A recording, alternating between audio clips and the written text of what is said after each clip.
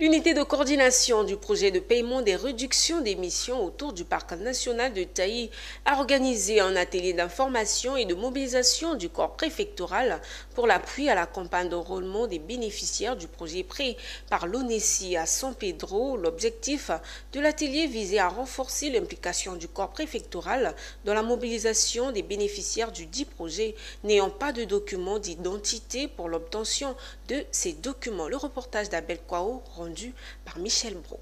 Plusieurs activités étaient à l'ordre du jour à l'atelier d'information et de mobilisation du corps préfectoral pour l'appui à la campagne d'enrôlement des bénéficiaires du projet prêt à San Pedro, notamment des présentations du projet, son état d'avancement, le processus de sélection des bénéficiaires et le bilan de la première phase d'enrôlement, entre autres. Une concertation en plénière a permis d'apporter des clarifications et recueillir des propositions et suggestions des participants pour améliorer le processus.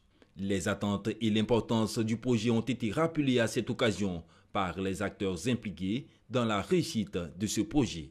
Nous avons espoir que le processus d'enrôlement des bénéficiaires va s'accélérer de sorte à ce que l'ensemble des bénéficiaires potentiels du projet qui ont fait l'objet de l'appel à manifestation d'intérêt puissent rentrer en possession de leur paiement carbone.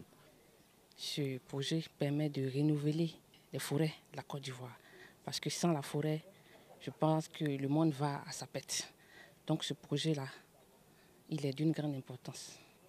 Étant donné qu'on nous remettra la liste des bénéficiaires, des personnes qui ont contribué à renouveler les forêts de nos circonscriptions, bien sûr. Lorsque nous aurons la liste de ces bénéficiaires, nous allons les convoquer.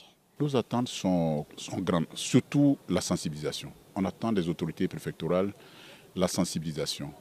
Amplifier donc le message, rencontrer les populations dans les différents villages, leur passer le message pour dire que les enjeux sont très importants.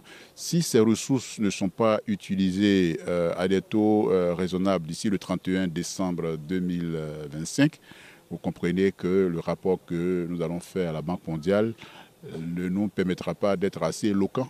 Ce sont plus de 19 millions de francs CFA qui ont été distribués aux 65 sous-préfets des régions administratives du Cavali, du Boclé, du Guémon, de la Nawa et du San Pedro